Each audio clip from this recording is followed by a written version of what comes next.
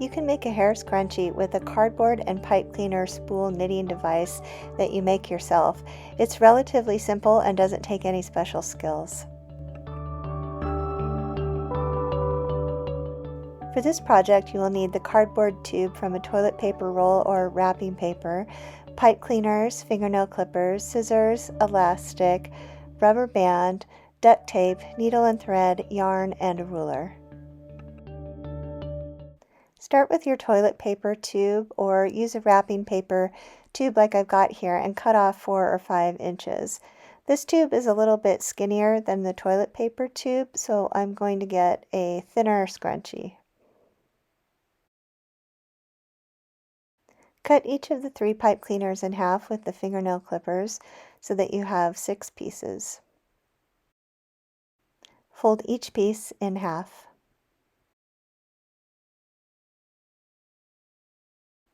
Wrap a rubber band around the cardboard tube. Insert each of the folded pipe cleaners underneath the rubber band with the cut ends pointing down the loop on top. Leave at least a ½ inch to 1 inch at the top. You want them to be evenly spaced all around the tube, so put them all in, do your best to get them evenly spaced, and then adjust when you're finished. It doesn't have to be perfect, close enough is okay. Now use some duct tape or packing tape and tape around the tube just to hold everything securely in place. I like to do a double layer just so that my whole tube is covered. I've seen these made before with popsicle sticks, but I like the pipe cleaners better because they hold the yarn more securely and they don't catch on the yarn. Start the knitting process by sending the end of the yarn down through the tube, pull it out a few inches. Hold this tail securely in place. Now take the top of the yarn and go behind each pipe cleaner top and around. So around the back, all the way around the pipe cleaner and on to the next one. Do this all the way around, not too tight.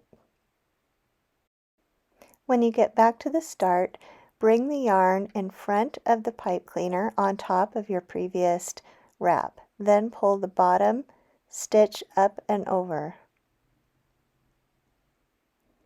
Do the same thing, bring it to the front, and then bring the bottom stitch up and over. Keep going around, bringing the yarn in front, and then bringing that bottom stitch up and over. You will be weaving a tube that's going to be formed down the middle of the cardboard tube. This goes a lot quicker than you would think. You can see how the knitting is forming a circular pattern. If you're having trouble grabbing that stitch underneath, try using a crochet hook to help you grab that bottom loop. Keep going until the knitted part is about 15 inches long. So use a ruler to measure it and don't forget to include the space that's still inside the tube. Now cut the yarn at the top, leaving the tail at least 6 inches long. Being very careful, remove the first loop from the top of the pipe cleaner and send the end of the yarn through the loop so that it doesn't start to come unraveled. Pull it through, but don't pull it too tight. You want to keep the top of the weaving open. Carefully remove the next loop off the pipe cleaner and do the same thing, sending the tail of the yarn through the loop and pulling it through, but not tightening it too much. Do this all the way around until the weaving is removed from the tube.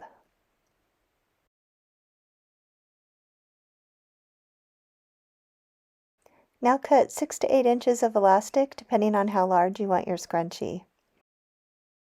Now you're going to send the elastic through the tube. You can put a safety pin at the top and it'll make the process a little bit easier. I've got really stiff elastic here, so I'm able to do it without, but you might find it much easier with a safety pin.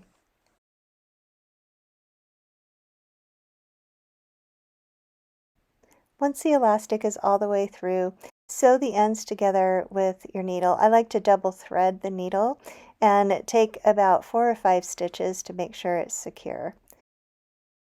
This part doesn't have to be very neat because it will be hidden inside. So tie a secure knot once you're done with your stitches and then cut the thread.